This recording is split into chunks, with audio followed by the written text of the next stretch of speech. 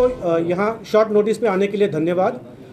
कल दोपहर में हमारा एक एग्जामिनेशन शुरू हुआ था आईसीपी अटारी में, जिसमें लिकरस रूट ये डिक्लेयर्ड आइटम था। वो होता है मुलेठी जिसको हम बोलते हैं।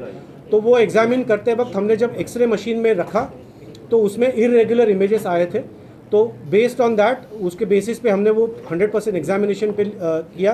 तो हमने पाया कि उसमें ऐसे कुछ पीसेस है जो मिक्स हुए हैं मेन मुलेठी के कंसाइनमेंट में। तो ऐसे पीसेस हमने सेपरेट किए, सेग्रीगेट किए, और फिर वो ऑफिस में जाके वो ये ऐसा इसमें कैविटी बनी हुई थी, कैविटी के अंदर था, तो सारा इंडिविजुअल ब्रेक करके तोड़ के हमें वो निकालना पड़ा। तो मुलेठी का ये ऐसे वुडन लॉक्स लगभग 485 किलोग्राम के लॉक्स थे।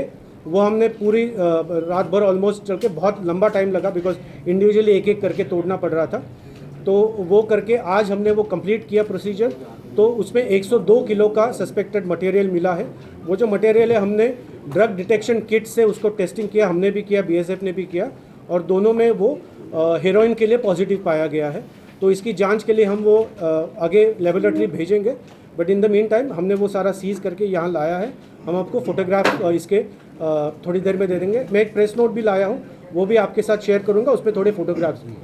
Thank you. कोई अरेस्ट हुई है सर इस मामले में? इस संदर्भ में मैं बताना चाहूँगा कि जो इन्वेस्टिगेशन का पार्ट है वो चल रहा है, इसलिए मैं ज़्यादा इस पे बारे में बोल नहीं पाऊंगा। ओनली सीजर पोर्शन के लिए हम अभी बता पा रहे हैं। जब इन्वेस्टिगेशन आगे बढ़ेगा तो हम इसमें तुरंत जानकारी देंगे। दिल्ली जानी the importer was from Delhi.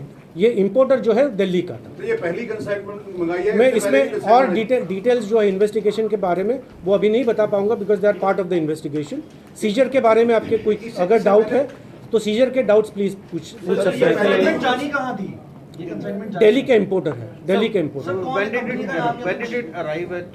It arrived on Friday, 22nd it arrived. It gets opened and examined on the next day. Sir इससे पहले कितनी कंसाइनमेंट हुआ चुका है ये जो दिल्ली का? तो इसमें जो प्रोसीजर होती है उस हिसाब से हम एग्जामिनेशन नेक्स्ट डे करते हैं। तो इसलिए सैटरडे कंपनी थी जिसने मंगवाया था ये जो, तो उसका नाम क्या था? तो we will give all the details subsequently when the investigation takes forward.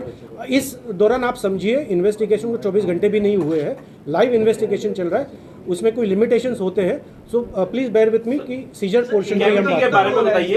एक कैविटी का सामने सर अब ले आइए sir, we can get the material. One question है, एजेंट का कोई रोल है? We will ship this now. One question है, कैविटी कहां पे बनी थी? ट्रक के किस पार्ट में? ट्रक में नहीं था, सामान में था। जो बैग्स हमने मुलेठी के बैग्स खोले तो बैग्स के अंदर मुलेठी भी थी और ऐसे पीसेस भी थे।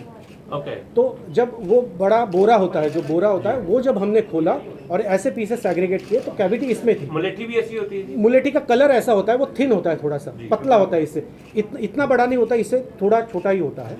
तो वो इसलिए वो थोड़ा सा हम सेग्रीगेट करते हैं। How difficult it was, you know? It was extremely difficult. I must give credit to all my officers who are in ICP. They did a wonderful job of examining 100% scanning होती है सारे माल की। क्योंकि आपको मालूम है अगस्त 2021 में जो तालिबान में जो अफगानिस्तान में चेंजेस आए उसके बाद हमने 100% एग्जामिनेशन शुरू किया है। तो I must give credit to all my team. उन्होंने बहुत अच्छा इसमें बहुत सटीक काम किया है और ये डिटेक्शन हमें sir you have any input of सारी चेकिंग के दौरान मिली है? सर आई थिंक आई है, उस ट्रक ड्राइवर पे कार्रवाई हुई? We will change this.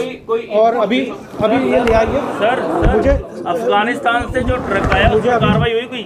मुझे जो अभी सीजर के बारे में बताना था वो मैं कंप्लीट कर दिया। लेकिन सर ऐसे तो पहले